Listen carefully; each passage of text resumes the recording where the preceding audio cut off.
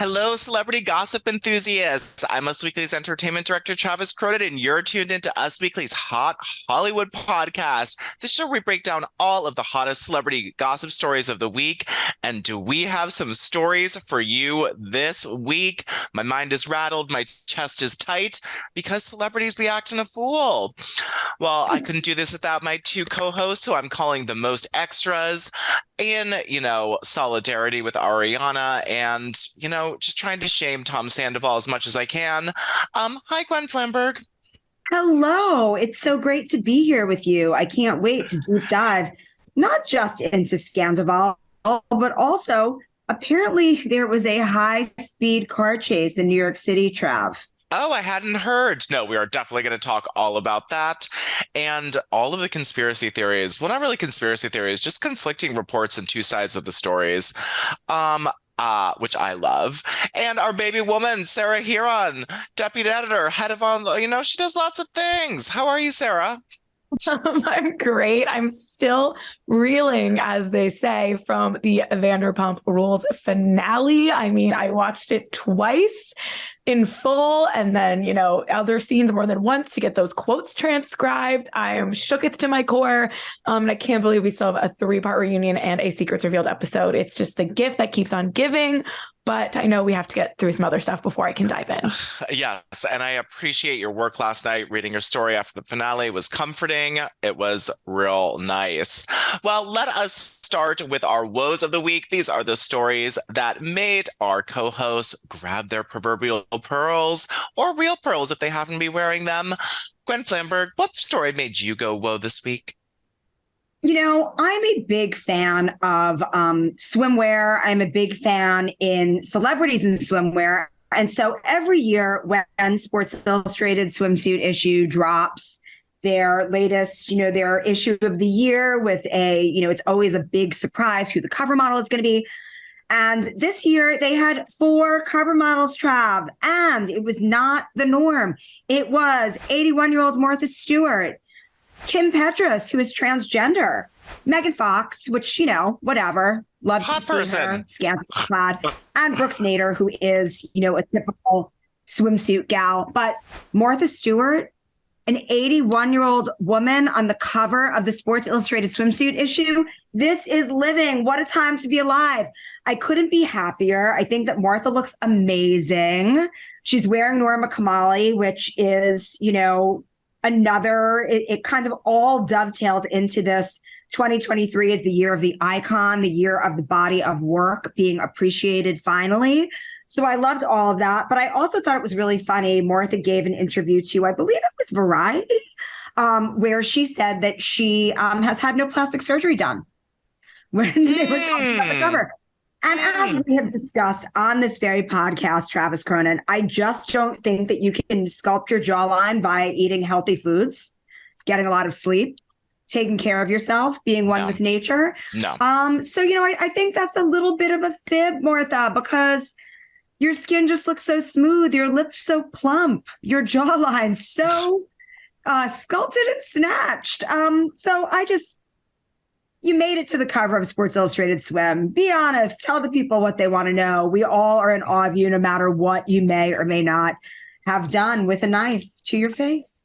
Which is a lower facelift and eyelid work at the very least. It's science. Biology happens to the face.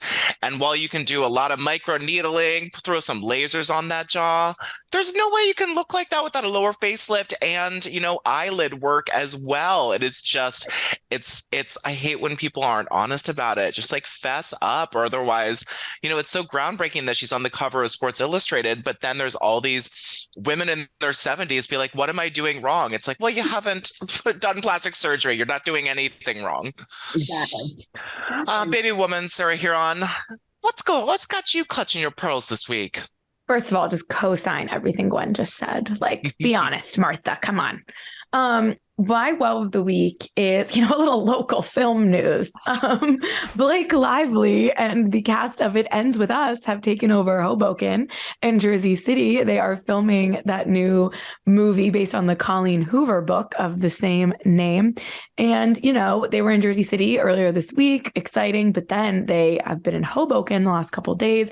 The set is like right down the street from my apartment. I headed over there yesterday, got a glimpse, a lot of craft services. There's an exclusive there, a lot of trailers, wow. And just like so crazy to see Hoboken is going to get to be on the big screen. Apparently, Sarah, what sandwiches were at Crafty? Give us the full exclusive. Don't bury the lead. I should have paid closer attention. I was just trying to get a glimpse of Serena Vanderwoodson and that awful red hair she's sporting in this movie.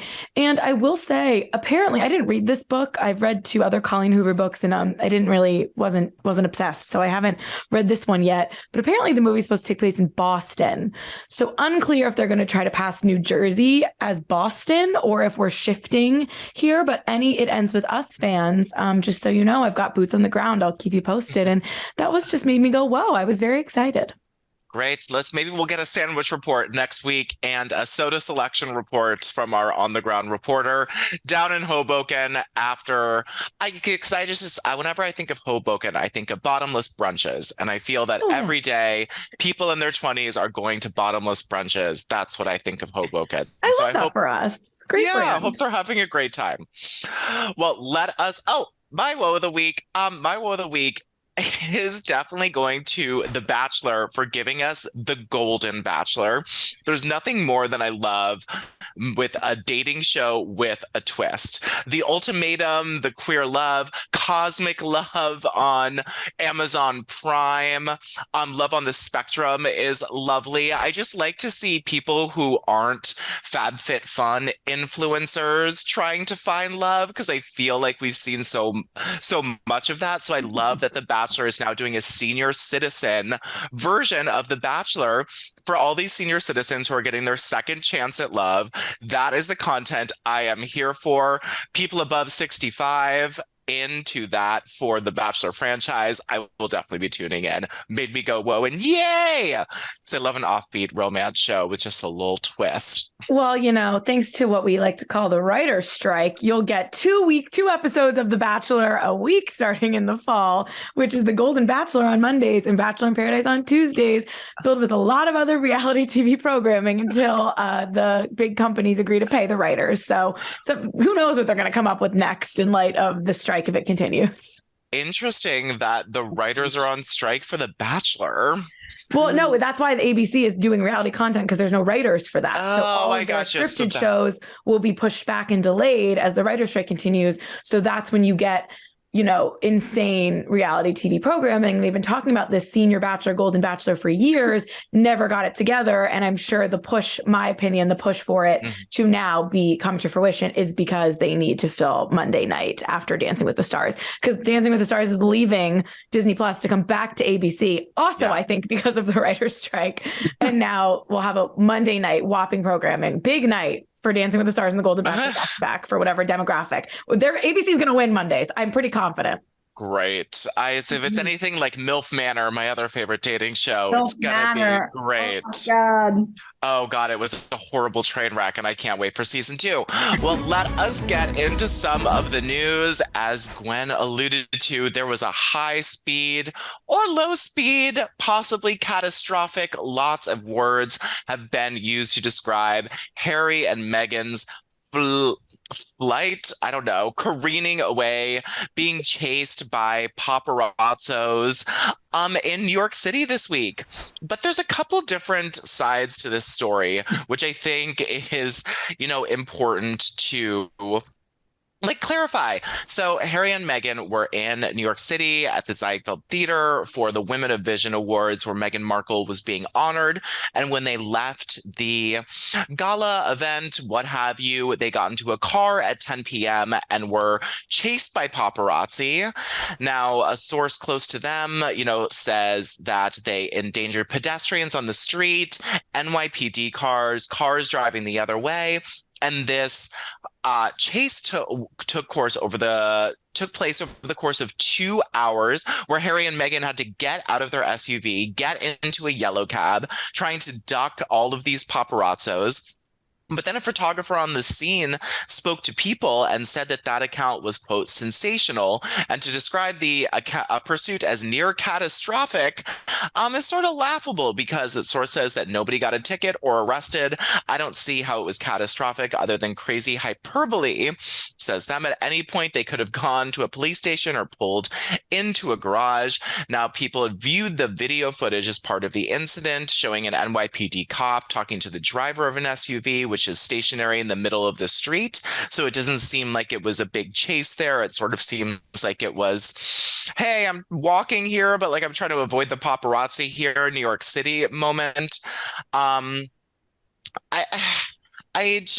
don't understand. There's a lot of back and forth from Meghan and Harry's side. Of course, I have a lot of sympathy for them, because being involved in any type of paparazzi chase while they're in a car must be wildly triggering for the whole family. Meghan's mother was with them, but of course, that is how Princess Diana sadly died. So I don't know. This story has a lot of parts. I feel for them because of their personal connection to being chased by paparazzo, but the sensational events versus what the photographers are saying aren't really lining up. What did you guys think of this wild story when it came out that is constantly evolving and changing?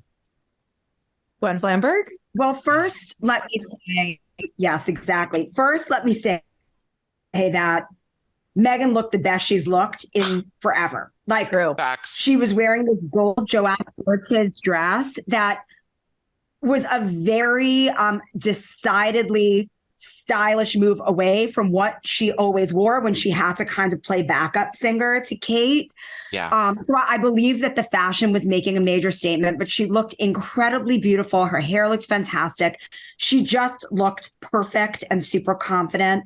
I kind of wish that that's where their story in New York ended, because this whole thing with the car chase is just a bit sensational, hard to believe, because we all live in New York City. I grew up in New York City. Let me tell you something. Nobody's having a high-speed car chase for 2 hours around the aisles of Manhattan. You never go more than 35 miles per hour anywhere on the island. Now, true. I absolutely can see that Harry is super traumatized. He is super traumatized from the death of his mother, and that is very real. What is not real is that they had this near catastrophic chase. As the New York City Police Department said, they were being followed by the paparazzi, but it wasn't really a high speed or crazy chase. There's just also like things that I don't understand about this story. Number one, why are you staying at a friend's home? Stay at the Greenwich Hotel like every other celebrity does. There are paparazzi camped outside, and you know what? They pap you going in, they pap you coming out. This is just what happens when you're a celebrity. All right? Check in at the Bowery. Number two, why it is so unclear to me why they got out of their SUV, went into a police station, got into a yellow taxi cab. What is going on here? It's not the behavior of someone who wants a low profile. I don't really understand a lot of the activities that went on. And I think they were very quick to put out that statement about the near catastrophic event. And I just don't understand why. I mean, it is, two things can be true, right? It can be their perception, right? Perception becomes reality. So if their perception was that they were in real danger, that is real. And poor Harry is extremely traumatized. But if you kind of want to keep this low profile, why publicize these things? I don't get it. Just about to say, Gwen, two things can be true. I mean, I read Spare. The chapters about Diana are very dark. Harry talking about asking a driver to take him through the speed of the tunnel at the same speed of when Diana died. William doing the same thing. And like, it's they never processed that correctly, or it took a long time. I get it. I don't know what it's like to be chased by paparazzi or chased by any. Actually, I was in one, not car chase by any means, but I had a road rage driver once track me down when I was like 17, and it was horrible. That being said, when you're watching CNN and all of a sudden there's like a breaking news alert with a statement from Team Sussex with a very lengthy statement about this catastrophic was the word used in a statement, near catastrophic accident. That's a little tough, right? I mean, granted, if police are involved, obviously that becomes public record. This probably would have gotten out there. I understand they want their side of the story. Fine. But from the way I watched it unfold, it was Harry and Meghan's team confirming things that no one I don't know who was asking to be confirmed quite yet. And I think, people would have more sympathy if things were stated potentially more factually accurate. Like, we were scared, like, focus on your emotions. We were scared. Maybe this 2 hours, the getting in and out of the car. Like Gwen said, when you're, famous, you get photographed. I'm sorry, that must suck. But at the same time, like, you're coming to New York for an awards, and celebrities live in New York over LA on purpose to avoid certain paparazzi things. They managed to get through the day. It's a lot. And I'd like to read this quote by Whoopi Goldberg on The View today saying, Please. I think people in New York know if it was possible to have car chases in New York, we'd all make it to the theater on time. That is beautifully well said, Whoopi, as she should have said, you not in danger, girl. Yeah. And like, listen, like when, like Caitlyn Jenner's out here criticizing Harry and Meghan, it's like, Caitlyn Jenner, you shouldn't be speaking about anything about behind a car. You kill somebody in a car, lady. Behind a car. So that's tough. But, it's all these people. It's like Gwen says, little smoke, little salmon. You got the police kind of saying, I don't know if that's exactly what happened. You have the photographer side of the story. You have people who live in New York. So I think that they were, went through something that in that car that we cannot relate to, that I don't wish on them. But the way it has been handled afterwards is just so confusing, as always with these two. And we can only hope that season 2 cameras are rolling on Harry and Meghan, because then we could maybe get the truth. Right. I know. Well, Netflix did confirm that they have the deal with them, but they're not nothing's going to be the same.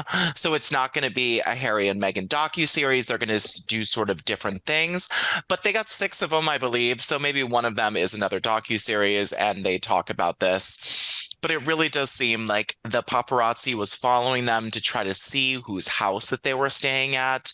The Harry and Meghan saw that they were being followed, felt uncomfortable by that, and then sort of talked to the NYPD, got in a yellow cab to try to evade them. But again, it's really hard. Prince Harry went through so much trauma. So while it seems like an overreaction, it could have been, very valid in terms of how Harry was feeling about just them sort of following them at, again, you can't drive more than 35 miles per hour unless it's maybe like 4 a.m. on like a random side street in New York. They just love playing the victim. That's kind of like that's their brand. Yeah. They are being victimized by everybody. It is. Yeah. Well, it's kind of a sad way for them to live. It is. But, there's another story unfolding here, not on land, but below the sea, because The Little Mermaid, the new one with Halle Bailey, seems to have a lot of parallels. And not just because Meghan Markle said on her CBS interview that she felt like the Little Mermaid, a girl who has lost her voice. Her voice was taken away from her, trying to survive in a new strange land. But there's some other like wildly eerie parallels to the new Little Mermaid and to Harry and Meghan. At the beginning of the movie, there's not too many spoilers since this is a remake, so I'm not too worried about it. But Prince Eric is dancing and partying with the more working class guys on the boat that he volunteered to serve on. And then he gets scolded for his unroyal behavior, very similar to like Harry enlisting, all of his like young partying things that being scolded. He's also interested in helping the world, so the world doesn't leave his kingdom behind, is sort of his brand, trying to get the kingdom to change so the world still believes in the kingdom. And Ariel literally saves his life, which is what, Harry thinks Meghan did for him. And Prince Eric is also interested in helping other nations fight malaria. And that was one of Harry's like biggest. Malaria. Yeah. And that was one It's of pretty major in Africa, malaria. It is. No, for Yeah. sure. It's just like, nah, I've seen The Little Mermaid many a time. I don't remember that plot point, but continue. Well, this is the I'm new aware. one. I'm aware. But It's this is modern. Yeah, it's the modern one. So he, wants to help fight malaria, which was what, Prince Harry was trying to do too. And of course, in the movie, Prince Harry is white, Ariel is black. The interracial aspect of the casting is there, and that Meghan Markle called herself Ariel. And of course, the most notable that people noticed is when she first washes up on the shore, and he's like, "Oh, is your name Diana?"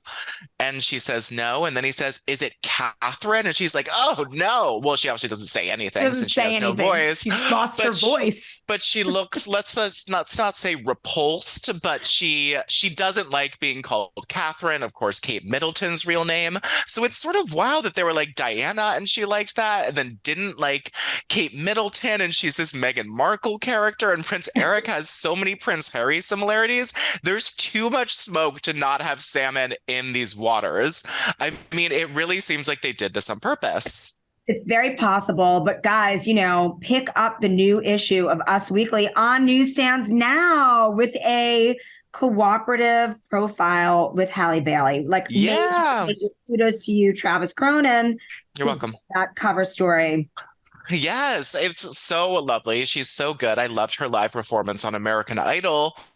But I love Halle Bailey, but the writers, they are shady with this. There are way too many parallels between Harry and Meghan, and then the Diana and Catherine of it all for this just to be coincidence. Yeah, listen, I love The Little Mermaid. Like, up there for me. Life is the bubbles. Love it. Like part of your world. Everything to me. Halle Bailey's version, iconic, instantly, so good. Had so many chills seeing Halle Bailey and Jodie Benson, the voice of the original Ariel, meeting on the red carpet, her giving her advice. I almost cried. Like, really, really all in on Ariel here. Love a live action remake. The Beauty and the Beast with Emma Watson. Watch it more than you would, I should admit. I love that one. I love it. What, right? Was just in the theater the other day seeing Book Club 2 and saw a trailer for The Little Mermaid and had chills, but really was excited to go see it. Now, this Kate Middleton dig, I don't even really like the royal family anymore after all this time at this job. I'm not team Harry and Meghan. I'm not team Will and Kate. I'm team, I don't trust any of you people anymore, but I don't like it. It feels weird. The parallels, fine. I think that, that's going to exist because Meghan made that comment that people were going to be able to draw those parallels anyway. But the outward Diana, Catherine, making kind of a, less than please face it, Catherine, it's unnecessary. It's, it's The Little Mermaid. It's supposed to be fun. We're under the sea. We've got thingamabobs. I got 20. Like, I don't need us to be shady as The Little Mermaid. Leave that to Ursula.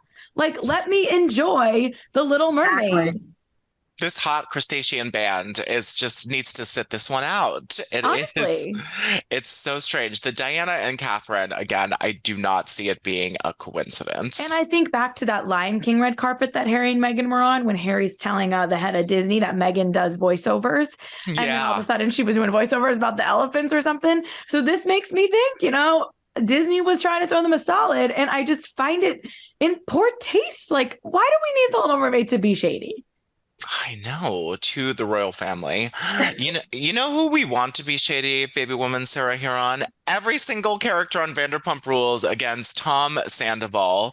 Last night was the 90-minute, I could have done with 3 hours, finale that, I went to a watch party for it by friends. It was the most dramatic hour and 15 minutes plus the Watch What Happens live special with Ariana Madix after that I have ever seen in my life. Good Jesus, Maleezus, baby woman Sarah Huron as a Vanderpump Rules OG stan. Why don't you give us your thoughts, some highlights, some lowlights? Sorry, it's just all so good. It really was so good. I mean, we are living in an amazing time to be alive for reality TV viewers. And for those who think, they're above it, Ariana, New York Times this morning, Kristen Doty, Rolling Stone, Ariana on the Today Show with Hoda and Jenna on The View. Like, this is mainstream and this is not going anywhere. So get on the Vanderpump Rules train or get out, because it is the greatest show ever. Succession wishes. Anyway, the finale, I love Succession. I'm just kidding. Honestly, I like Vanderpump better than Succession now. Me too. I like it better, but I like both. The finale was insane. As you know, in case you missed it, they started filming again right in the aftermath of March 1st, which is when Ariana found or was given Tom's phone at his show and discovered the FaceTime recording of Raquel and Tom from the night before at Tom Schwartz's house doing masturbating. What? Yeah. They didn't get into the details of the video, and I think that's because you could tell that they clipped it out. That she said, because Raquel's team had threatened legal action when this was all unfolding in real time to anyone who distributed the video or like spoke about the video. So Rachel won that battle. They didn't get into the details of the video. And of course, Tom Sandoval makes such a narcissistic comment like he would. I usually am good at deleting those things, but, I was distracted by my single coming out. Like, the fact that you usually have a plan to delete your masturbating videos with your mistress. Oh, that's all we need to know about Homeboy. The sit down or the confrontation between Ariana and Tom was crazy. I mean, he wasn't. I want the dance club remix. I want the dance club remix. I want to hear that. I want the dance club remix. I want to hear that every time I go out. I want to hear that with the techno beat James F. Kennedy remix behind it. Oh my God. James really should remix some of Ariana's quotes of like, you mean nothing to me. As someone who loved you and supported you, I want you to know that I think nothing of you, that you are worthless. He showed more emotion during his fake cry with Lisa Vanderpump and during his actual meltdown to Tom Schwartz than he did during any conversation with Ariana. Ariana did tell the New York Times today that she was, confident going into film those scenes because she knew, what she wanted to say and it was her story. And that when she was talking to Tom, she was actually happy when he started to lose it because she was like, this is the real Tom. This isn't, the sugarcoating. Like, he lashed out at her and that's what he would do in real life. So he couldn't like hide it. So she was happy when he started to yell at her. She obviously yelled back. Justice for Miami Girl was served. Tom Sandoval admitted to sleeping with Miami Girl back in season 3 of Vanderpump Rules, meaning he has been unfaithful to Ariana since the first day of their relationship. He also day one confirmed that he slept with at least one other person, but wouldn't get into who it was because it wasn't fair to them. Probably Billy. Also was accused of having an affair with Billy Lee. I think Billy Lee would be 3. This mystery second person, according to Ariana on Watch Happens Live, she thinks she knows who it is. And she said it wasn't someone Andy Cohen would know, but it's someone like in their world. So I think Billy Lee is a 3rd, which they denied in this footage from like 2019, but smoke salmon. And then this I love you cringe-worthy scene. I will never, ever, it will never stop replaying in my mind. The only scene that featured Raquel, besides her voice on that wild phone call with James Kennedy, was when her and Tom did film a scene together. We know this was within days of the scandal breaking. 2 days. They're talking about their parents and how upset her mom is about the whole thing. But Tom says, well, my family, they love you. And Raquel thought he said, I love you. So she said, I love you too. And Sandoval, instead of rolling with it, goes, I said, they love you, but I love you too. And then they like almost kiss and it's so cringe. And he like called her Ariana when he was telling a story. And my God, will you ever get over that scene between the two of them? I will never get over that scene. But what stuck out to me was when Ariana was on Watch What Happens right after, and she said Raquel right now, Rachel, is in some type of like treatment mental health facility without a phone. So there were these rumors that they broke up that don't seem to be founded. But Ariana said that Rachel is writing him handwritten letters from her treatment facility and that she received one to the house that Ariana and Tom still own together. So Rachel is writing him these handwritten love notes still, and Tom Sandoval is allegedly asking for girls' numbers at his shows. So what I think is she thinks they're still together. And he does not. Yeah, well, I think that Raquel and Tom have never been like boyfriend, girlfriend dating, because they were each other's mistress, however you want to call it. Then the affair blew up. Then Raquel disappeared and went to rehab. So there was no time to like define the relationship. And as we saw in the episode, Tom, was keeping it pretty vague. And she was even like processing in real time. I think we saw robot Raquel like start to realize, wait, because you did this to someone you love so much, could you do this to me? Like she was saying that out loud. And I think thinking it for the first time, which was truly mind blowing. And then him in his confessional saying, I don't know what the future holds, but when we kissed for the first time, I felt hope that my life wasn't over at 40. Like, oh my God, get a life, Tom Sandoval. But anyway, I don't think he's they can focusing on his music. Focusing on his karaoke songs. Yeah, his karaoke. I don't think they broke up because I don't think they could break up because they were never officially together. But I also believe Ariana, obviously, that she's sending these letters from rehab, and I'm sure they're going to talk again. And I think this reporting is jumping the gun a little bit because I don't think they're cutting ties with each other anytime soon. And I don't think that they were technically dating, so they can't break up. So I'm sure there's still some, something in limbo.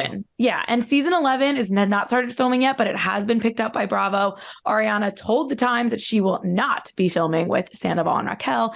Famous last words. Usually everyone on this show can pretty much find a way to film together. And I hope they do, because I don't want it to go anywhere. They start filming in like usually a month and a half, 2 months after the reunion ends, sometimes a little bit less. So they got to get these contracts signed in the next few weeks.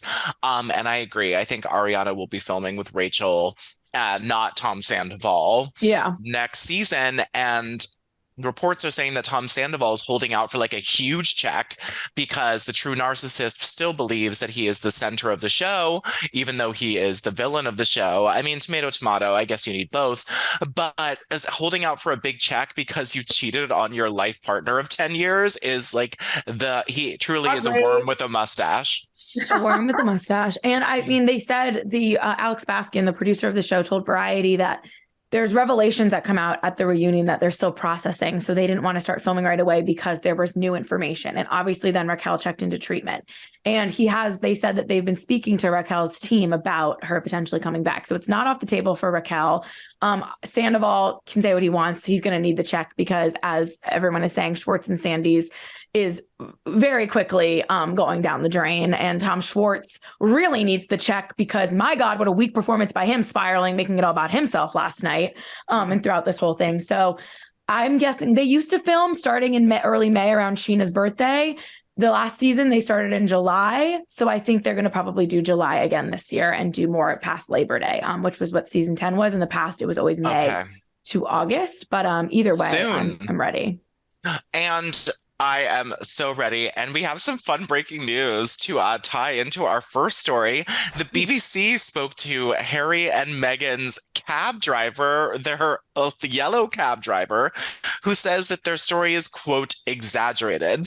He says, I was on 67th Street and the security guard hailed me. Next thing you know, Prince Harry and his wife were hopping into my cab, the cab driver says. His name is Sonny, just in case you were wondering. Sonny recalled getting blocked by a garbage truck. We all know how that is in Midtown. It's horrible.